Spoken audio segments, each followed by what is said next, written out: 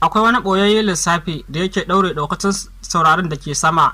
A ranar 8 ga Maris 1618, wani babban masanin taurari mai suna Johannes Kepler ya gano wani abu da ya girgiza duniya.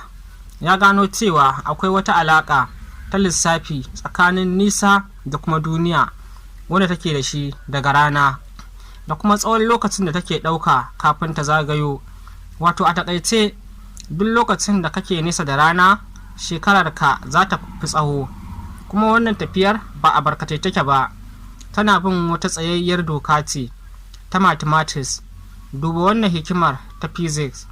A farkon fara lissafinsa, Kepler ya ga kamar abubuwa ba su zo ɗaya ba. Ya yi tunanin zatonsa kuskure ne, har ma ya jefar da takardunsa ya daina. Amma bayan wasu makonni, a rana ta 15 ga Mayu, sai zuciyarsa ta bashi ya sake komawa ya lissafa, recalculate, wanda a wannan karo sai komai ya zauna daram. Abin da ya gano shine doka ta uku ta Kepler's law. Wannan lissafin ne ya zama sanadin da Newton ya yi amfani da shi wajen gano ƙarfin maganaɗisu na duniya, gravity. Da a ce Kepler ya karya tun farko, da har yanzu ba mu san yadda sararin samaniya yake gudu ba. Wani abin dariya a nan shine, ka ɗauka kana so ka ƙera wani abu a shagonka, da ka gwada so ɗaya abin ya ƙi, sai ka ce wannan aikin ba nawa ba ne, amma ashe ɗan kuskure ne kaɗan wanda kake da shi a lissafinka.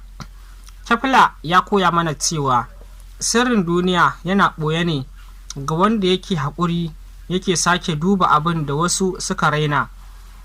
Ya wallafa wannan lissafin a darasinsa mai suna Harmonious Monday, wanda yake ce ɗaukacin duniyoyinmu suna rawa ne akan wani tsarin lissafi, cosmic harmonic.